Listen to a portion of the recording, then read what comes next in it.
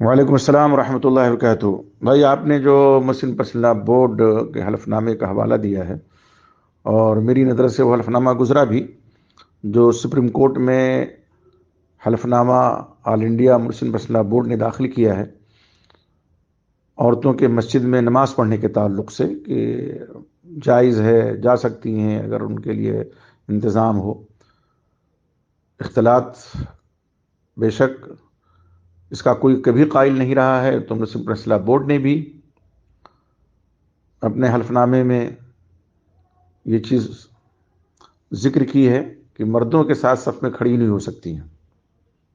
تو ایسا تو ظاہر ہے کسی مسلک میں کبھی نہیں رہا ہے۔ ہمارے یہاں اہل الحدیث کے یہاں نبی اکرم محمد رسول اللہ صلی اللہ علیہ وسلم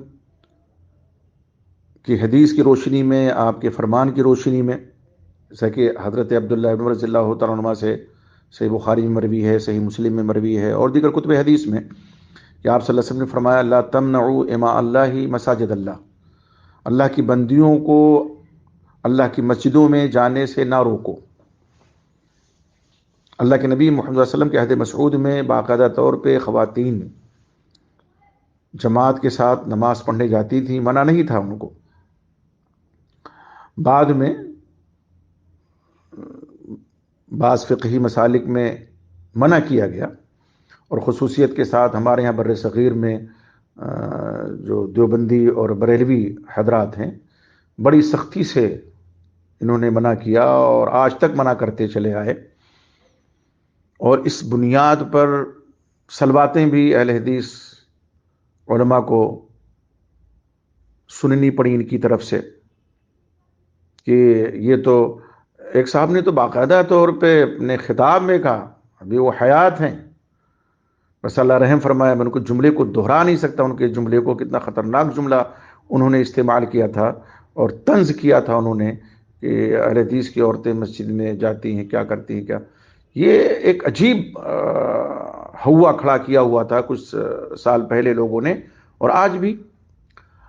بہرحال یہ خوش آئند بات ہے کہ کم سے کم آل انڈیا مسلم پرسنل بورڈ کا بیان آیا، حلف نامہ داخل کیا سپریم کورٹ نے، اور اس سے قبل جناب مولانا ارشد مدنی صاحب کا بھی بیان گردش کر رہا تھا سوشل میڈیا پر، کہ وہ بھی اس بات کے قائل ہو گئے کہ اجازت دی جا سکتی ہے۔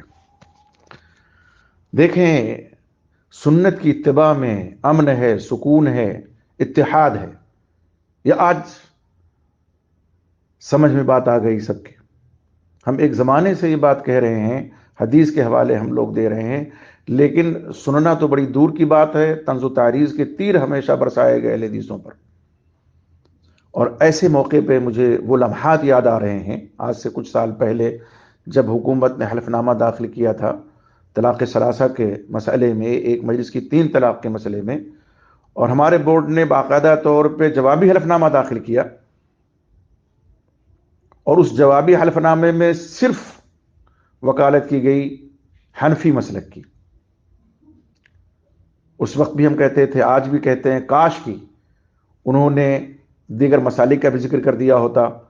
ہم کتاب و سنت کے دلائل کی روشنی میں بڑی ذمہ داری کے ساتھ اور بہت شرح صدر کے ساتھ یہ کہتے ہیں کہ ایک مجلس کی 3 طلاق، 1 طلاق رجعی ہوتی ہے، لیکن اس کو نہیں داخل کیا گیا۔ اور اس کے بعد ہوا کیا؟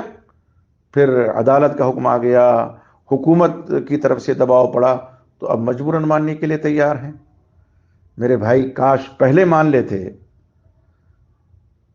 پہلے اعتراف کر لیتے، جیسے کہ عورتوں کے مسجد میں نماز پڑھنے کے تعلق سے اعتراف ہے کہ منع نہیں ہے شریعت میں اور اجازت ہے، تو ایسے ہی ایک مجلس کی 3 طلاق کے سلسلے میں اگر بات تسلیم کر لیتے اور اس کو باقاعدہ جوابی حلف نامے میں داخل کر دیتے، تو فضیحت تو کم سے کم نہ ہوتی۔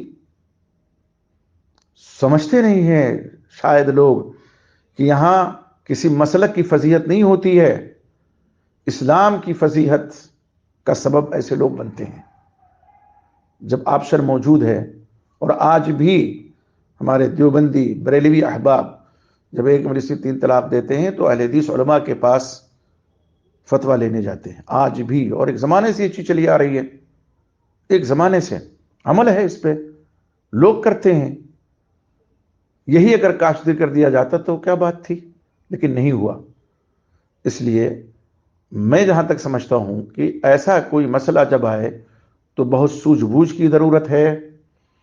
بے شک آل انڈیا مسلم پسندہ بورڈ کا یہ اقدام خوش آئند ہے، لائق ستائش ہے، اس میں کوئی دو رائے نہیں ہے. لیکن اور مسائل میں بھی کاش کہ اسی طرح سے وسعت ظرفی سے کام لیا جائے. ابھی دیکھیے آگے کیا کیا ہوتا ہے، کس طرح سے مسائل کھڑے ہوتے ہیں اور حکومت کس طرح سے دباؤ بناتی ہے.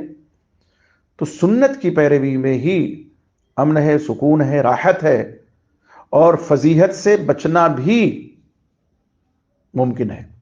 لیکن ہوتا وہ نہیں ہے جو ہونا چاہیے. حدیث رسول باقاعدہ طور پہ پیش کی جاتی ہے تو لوگ کہہ دیتے ہیں ہم تو فلاں کے مقلد ہیں، ہم اس حدیث کی تعویل کر لیں گے، تنسیخ کر لیں گے، ترجیح دے دیں گے، لیکن اپنے امام کے قول کو نہیں چھوڑیں گے. جیسے کہ اصول کرخی میں یہ چیز موجود ہے.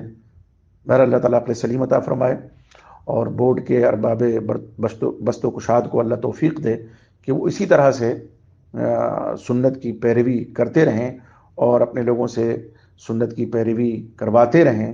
اللہ تعالیٰ ہم سب کا حامی و ناصر ہو. السلام علیکم ورحمۃ اللہ وبرکاتہ.